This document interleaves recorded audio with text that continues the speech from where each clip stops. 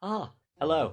How do you do, fellow historians? Welcome to Whitechapel, 1888. The air is thick and smoky, poverty is through the roof, everyone dresses like this, the Industrial Revolution is booming, and the police are enjoying the fact that they aren't chasing a serial killer. Oh, would you look at the time? It's Friday, the 31st of August at 3:40 in the morning. You join me on Puck's Row, where the body of Mary Ann Nichols is about to be discovered.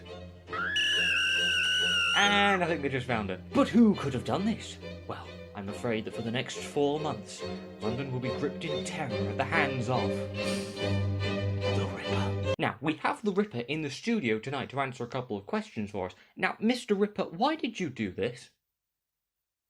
Oh, that's right, they never caught him. But how? 5 victims murdered, and they never caught the bugger? How? Why? And who do we blame? Well, shut up and I'll tell you. The way I see it, there are 3 main factors that prevented the amazing, high-class police force of 1888 from catching this murderous menace.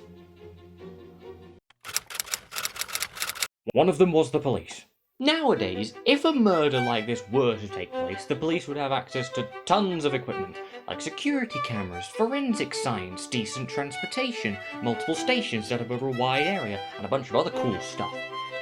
Police in the 19th century, not so much.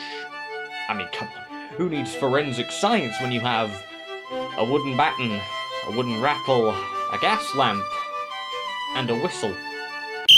As if that wasn't bad enough, policemen were in very short supply back then. London's population in 1888 was 5,476,447, and London's police force was 8,773. Compare that to the number of police officers in the UK right now, 129,110. The Industrial Revolution was still booming in the late 19th century, and that meant smoke. Lots and lots and lots of it. This led to a little thing called pea soup fog being made due to the sheer thickness, the colour, and if you're lucky, the taste of said fog.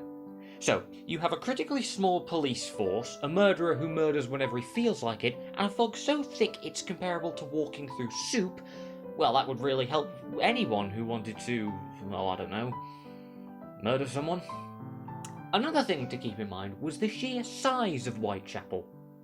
It's very big, and we're asking a small police force not only to find a single body, but a single person as well. Or even worse, find said body before said murderer murders them. Alright, stop me if you've heard this one before. The media making fun of the police.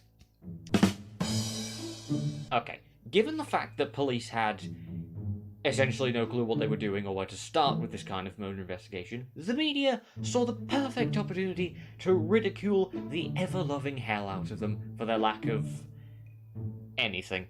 Many news articles were written about the failed investigation, and most infamously, created several hoax to get a reaction out of the police. The letters they sent claimed to be from Jack himself and revealed some interesting facts. One letter claimed that he was working on or behalf of Satan, and the other claimed that he was cooking and eating the organs of the victims. Because let's face it, nothing quite helps in a murder investigation than pretending to be the murderer. It's still not known if Jack was ever caught, and we likely never will, because the police were terrible at documenting their evidence. Great job. We may never know who he was and why he did all these things, but that hasn't stopped people from theorising. These range from Jack being a member of the royal family, an escapee from an insane asylum, a woman who fooled everyone into thinking that she was a man, to a French barber. But alas, we will never know, and these theories are far too fantastical to be real. My theory still stands that Jack the Ripper was actually a vampire, and he was drinking the blood of his victims to survive, and that the media were actually his vampire-serving cult followers deliberately jeopardizing